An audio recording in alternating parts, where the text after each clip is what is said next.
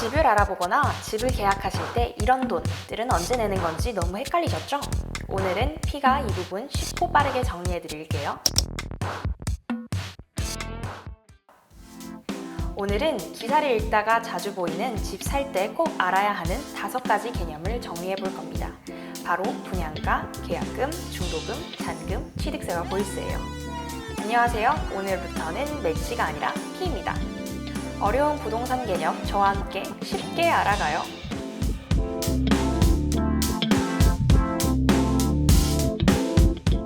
집을 사기 위해서는 다음의 지불 과정을 거쳐야 해요. 하나씩 차근차근 알아볼까요? 첫 번째 개념은 분양가입니다. 분양가란 말 그대로 분양받을 때 책정된 집값이에요. 예를 들어 새 아파트가 분양한다고 했을 때 이 아파트 84제곱미터의 분양가는 8억 원입니다 라고 발표하죠. 그 금액이 바로 분양가예요. 여기에는 건축비, 땅값, 건설사 이윤 등이 반영돼요. 즉, 분양가는 집을 처음 분양받을 때 기준이 되는 출발선 가격표라고 이해하면 됩니다. 다음은 계약금입니다. 집을 분양받거나 매매할 때 계약을 체결하면서 제일 먼저 내는 돈이에요. 보통 분양에서는 분양가의 10% 정도가 계약금으로 들어갑니다. 예를 들어 분양가가 8억 원이면 계약금은 8천만 원 정도 되는 거죠. 계약금은 이 집을 꼭 사겠습니다 라는 의사 표시 같은 거예요. 그래서 계약금을 내고 나면 중도금과 잔금을 순차적으로 납부해야 합니다. 세 번째는 중도금이에요. 중도금은 분양가 중 계약금과 잔금을 제외한 중간에 나눠내는 돈을 말합니다. 보통 분양가의 50에서 60%를 4번에서 6번에 나눠서 내는데요. 예를 들어 8억짜리 아파트라면 계약금 10%를 낸 뒤 중도금은 총 4억에서 5억 원 정도를 6번 정도에 걸쳐 나누어 내는 겁니다. 그런데 중요한 건 중도금은 대부분 대출을 받아서 냅니다. 은행이 분양계약서를 담보로 돈을 빌려주는 걸 중도금 대출이라고 해요. 그래서 실제로는 계약자 본인이 계약금만 내고 중도금은 대출로 채우는 경우가 많습니다. 네 번째는 잔금입니다. 계약금과 중도금을 다 내고 나서 집을 실제로 받을 때 내는 마지막 돈이에요. 보통 분양가의 30에서 40%를 잔금으로 치릅니다.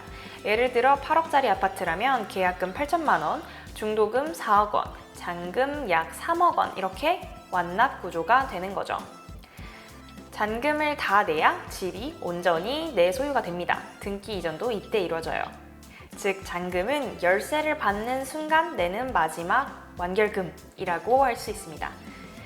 마지막 5번째 개념은 세금이에요. 집을 살 때는 분양가나 매매가만 내는 게 끝이 아닙니다. 취득세와 보유세가 따라붙어요. 취득세는 집을 살 때, 즉 취득하는 순간 내는 세금이에요. 보통 매매가의 1에서 3% 수준인데 집값, 주택 수에 따라 달라집니다. 그리고 보유세는 집을 가지고 있는 동안 매년 내야 하는 세금이에요. 대표적으로 재산세와 종합부동산세가 있습니다. 이 부분에 대해서는 다음 시간에 조금 더 자세하게 알아볼게요.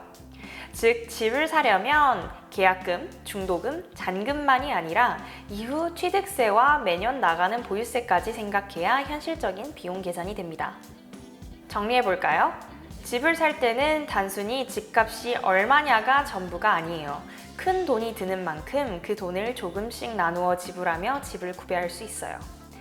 분양가로 가격이 정해지고 계약금으로 거래가 시작되고 중도금으로 대부분의 집의 가격을 지불하고요. 잔금을 치르면 소유권이 생기고 마지막으로 세금, 취득세, 보유세까지 고려해야 진짜 비용이 계산됩니다. 즉, 집을 사려면 단순히 매매 가격만 준비하면 되는 게 아니라 언제, 어떻게 돈이 들어가고 세금까지 얼마나 내야 하는지를 알아야 현실적인 그림을 그릴 수 있어요. 오늘처럼 개념을 하나씩 정리해두면 나중에 당황할 일 없겠죠? 저는 매주 한 개 영상을 가져올게요. 앞으로도 부동산 용어 하나하나 쉽게 함께 알아가요. 저는 P였습니다. 다음 주에도 우리 함께해요.